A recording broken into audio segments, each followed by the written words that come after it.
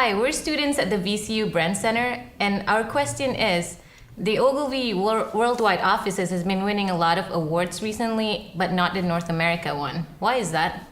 Ouch. And welcome, Steve, to North America.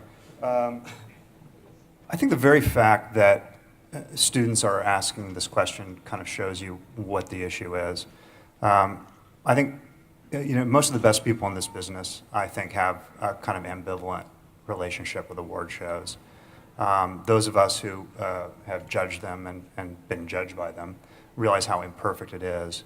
But I think there's really been a change, even over the last 10 years.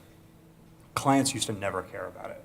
They never cared about, there were little trinkets for the advertising people, but it's really changed. I think it's more important to pitch consultants than it ever has been before. It's become kind of a metric of health and vitality. Whether that's fair or not, no matter how imperfect the system is, it is kind of the system we live in. But I think really most concerning is that you need to be able to prove as an agency that students like this can trust the beginning of their careers to you, that they're not going to disappear under the waves, get in a silo. We've got to let them shine. And I think it used to be enough to do good work and the awards would follow. That's just not the case anymore. You have to do good work and then you have to do really, really good marketing for that work, and you have to have a strategy. So the world has changed, and you can complain about it or you can deal with it. And I think for these kids, it's going to be an important thing their whole career, and we've got to convince them that they can succeed at our place. Well, as someone who's spent a lot of time on award juries over the years, I know how tough and time-consuming it is to judge 3,000 to 5,000 to 7,000 pieces of work over the course of a handful of days at best. And I also know it's getting harder and harder to market that work in a way where it really grabs your attention. Nowadays, not just the work has to be good, but the way you communicate it to awards juries has to be incredibly good as well. So basically, you have to do two types of work to win awards today. So we're doing that.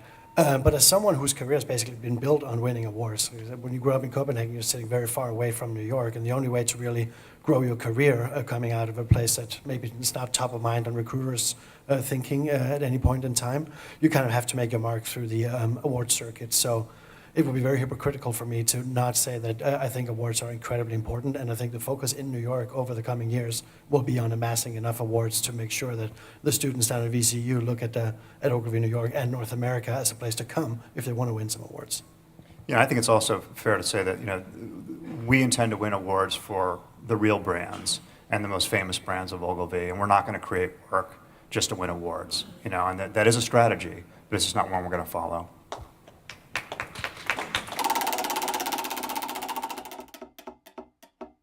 I'm Michael Lebowitz, founder and CEO of Big Spaceship. I've been in the industry for 15 years.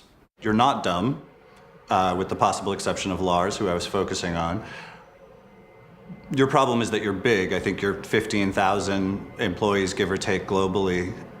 And while I'm sure that you guys get it, you're sitting there, you're fielding questions, how do you get the other 14,997 people to transition from an infrastructure pointed at producing large sort of blockbuster artifacts in 30-second increments into a world of real-time or low latency communications that are much more focused on individual connection and preference?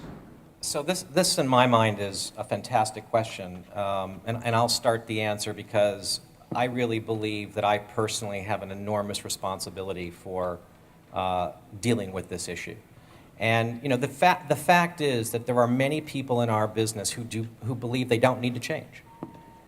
Who don't think that they think digital will go away, or why should I ever have to worry about social media, or how am I going to produce something far less expensively than paying $1 million for a 60-second TV production. So that mindset is over. But it doesn't mean that you've got all the people who have that mindset, rewired. So a large part of what I've been doing, I thought after 30 years, 18 months ago, before I took this job, I could kind of just wrap it up and go get a wine and cheese shop and thank David every day for the amazing life he gave me. But the reason I'm here and the reason I am so committed to bringing partners like Lars and Steve into Ogilvy and others is that I have an obligation, given everything that Ogilvy has given me, to help it go to the future so that its future is even brighter and better than its past. And the fundamental job I believe I have is to help people understand the outside world and to help them be clear about all the changes that are going on in our industry, what their implications are for us, and what we need to do differently in talent and skills and capabilities around it. You know, one of the things that used to drive me mad about George's blogs is that George was the first to, you know, cry his heart out over employees who were being laid off. And certainly the last 24 months has been unbelievably painful in our industry. I mean, the thousands of jobs. Anyone who thinks that you wake up every morning and you can't wait to go fire 300 people because of the cuts in spending or the changes in our business is just, you know, ridiculous. It's the most painful thing you have to deal with. But the fact is, while in 2009, Ogilvy in North America tapped 391 people on the shoulder and said, thank you very much for all your hard work, all your commitment, all your loyalty, but we don't need you anymore. That, which is called the RIF, the reduction in force, that sucks. And nobody, not me, not the leaders at Ogilvy, want to do that on any given day. But the fact is, what you don't read about in the blogs is, we let 391 people go that way. We hired 270 new people. We transferred another 300 people between different parts of the company. And all of that was designed to meet the changing requirements of our business.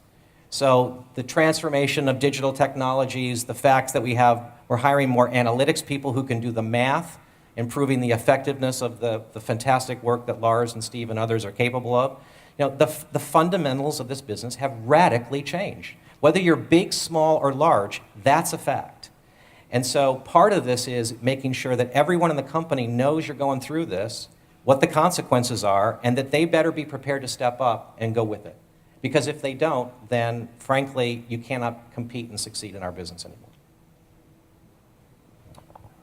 I should say that Michael and I are good friends, and we have a tendency of trying to get each other in public forums. I guess it was his turn, and I will get him back. Consider yourself warned, Mr. Lebowitz. But in addition to that, I just want to say that his question, while incredibly relevant, is also kind of moot when you talk to people under 30. All the people we've hired right out of school this year and the people I'm talking to at various portfolio centers, et cetera, are incredibly aware of how the speed of communication is and what works, what doesn't work, and they don't have to be taught anything. If anything, they're teaching people a lot just by being there. A large part of what I've been doing in the last couple of months since I took over as Chief Creative Officer in New York has been to basically talk to people, find out where their passion is, what they're passionate about, and some will come up to me and go, I really am fascinated by digital. I just don't know enough of it because I haven't had a chance to work a lot with it.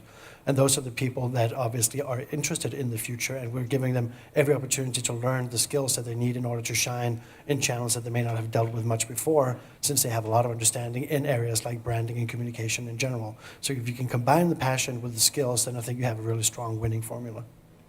Can I just suggest, with no disrespect intended to the luminary critics who are on video, I'm just conscious that one of the reasons we wanted to do this is to have a more open conversation, and I'm sure many of you have questions. Can we just change the lighting so that we can actually see you all? Much better.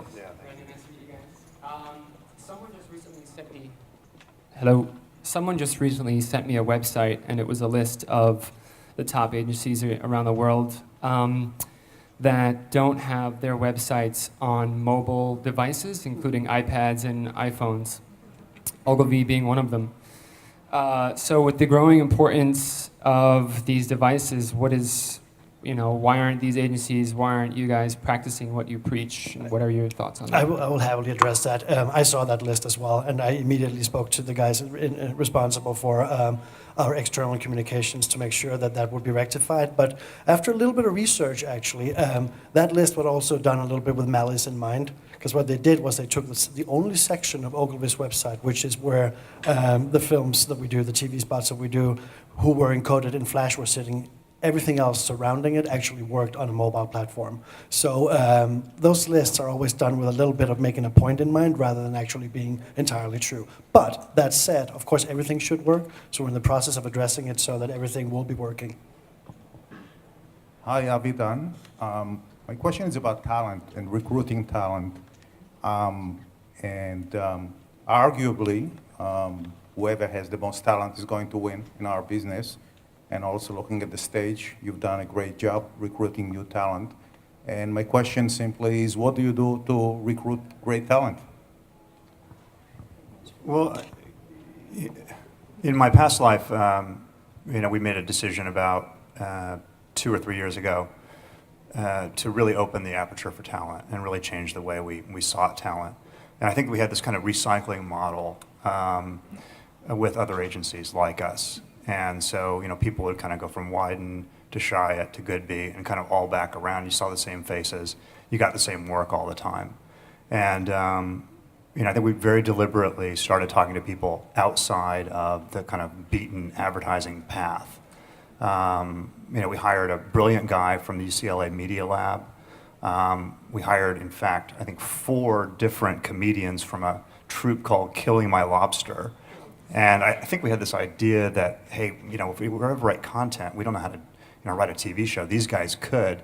Well, they haven't written a single TV show, but they're the most strategic characters in the company. So I think it's just being open to new kinds of talent and going to different places to find them. Just one thing I would say, because I don't know if any of the rest of you have this problem, but I have spent the last 18 months looking externally and talking to an amazing diversity of people who are going through all kinds of changes in their career thinking, and they've gone from big agencies to small agencies. They've started their own firms. They've gone off and developed their own content, and they're now coming full circle. There are people that I want to hire every single day that I meet from the outside. The big dilemma we have at the moment is just having enough seats. Because a lot of the frustration I know when I talk to people and I get excited about the transformation we're going through and I talk about opportunities and I'd love to see them in them, is that we just don't have enough seats in all the critical positions to bring everybody on that we would like to bring on. So part of this is, how do you open your mind and think differently about the kind of talent you can attract and get, and at the same time have it fit within all the changes that are going on internally. I spent a year trying to think through creative leadership in the company. And I know this has been written extensively about, is the creative director of the big agency dead and all the rest of it. And in the end, I believe there was not one person. I felt Lars was incredibly important for the future of Ogilvy because he has an outlook and a vision about digital and new media and international and youth and culture that we absolutely needed to broaden our perspective. And I knew I needed somebody in Steve who had a track record of doing unbelievably great work for big, important clients at a great agency called Goodby, with a view of where the industry was going that was somewhat, different and challenging to our thinking.